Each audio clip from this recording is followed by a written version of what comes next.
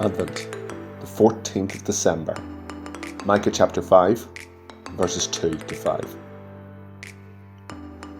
In the list of great cities of Israel and Judah at the time of Micah, Jerusalem and Samaria would head the list. Bethlehem would not be on it. It was a small town dwarfed by the nearby capital Jerusalem. Its only claim to fame was its history of being the town where the great King David had grown up in obscurity as a shepherd boy, before rising to defeat a great warrior with only a sling and a stone, and one day claiming the throne. But when Micah spoke to his people of the coming Messiah, he promised that the figure who would reshape history would be born not in the palace in Jerusalem, but in the small town of Bethlehem. But you, O Bethlehem Ephrathah, are only a small village among all the people of Judah. Yet a ruler of Israel, whose origins are in the distant past, will come from you on my behalf. The people of Israel will be abandoned to their enemies until the woman in labour gives birth. And he will stand to lead his flock with the Lord's strength. In the majesty of the name of the Lord his God, then his people will live there undisturbed. For he will be highly honoured around the world, and he will be the source of peace. Micah 5, 2-5. Micah spoke of a time of great turmoil until the woman in labour would give birth.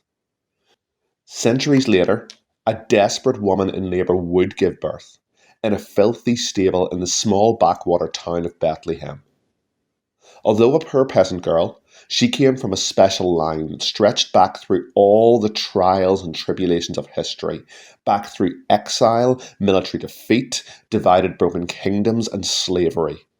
Generations living through those long years, when horrors like slavery and exile loomed large, may have wondered if their prayers were heard.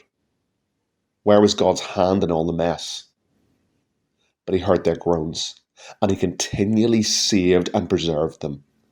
And in the midst of the pain and tragedy, a promise was being kept.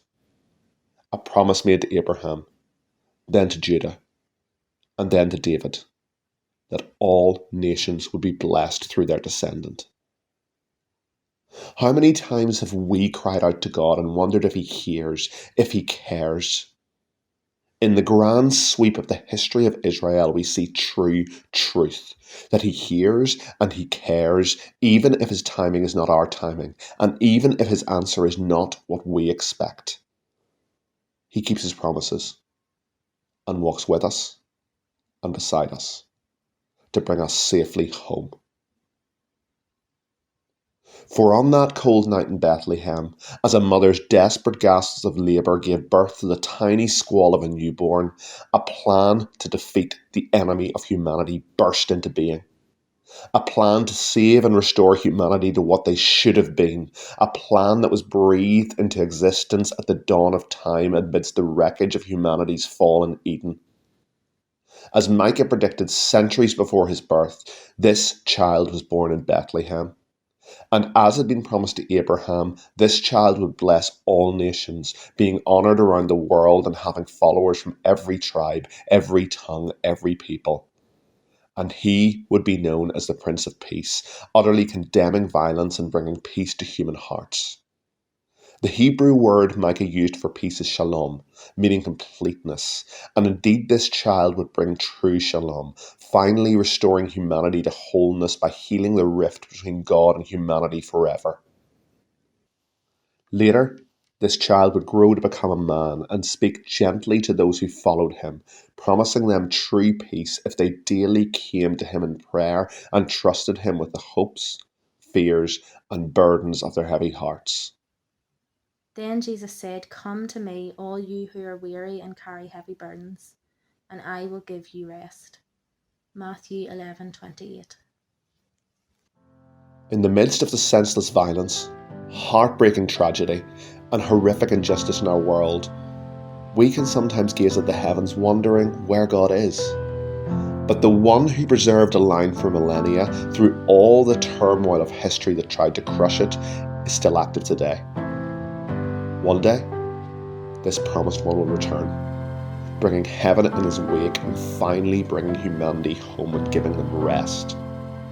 He will wipe the tears from every eye and heal the nations.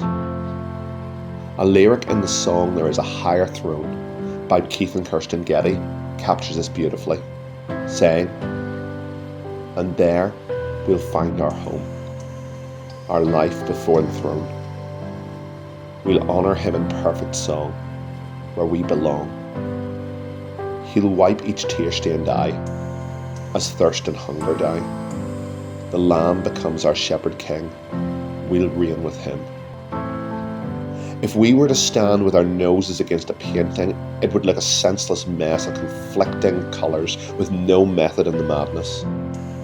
But if we take a step back and see that bigger picture, we would see a masterpiece painted by an artist who drew breathtaking beauty out of the disparate colours and tones, something we would never have seen when we were up close. We are close up in our own lives, and often things can seem chaotic and senseless, but we cannot see all. Do we trust the one who does see all? We daily have a choice. Will we trust him, having the faith to look beyond our present circumstances? He still stands at the doors of our hearts, offering to bring peace, true shalom, into the midst of our heartbreaking mess. Will we come to him today? Will we bring him our heavy burdens? Will we trust him?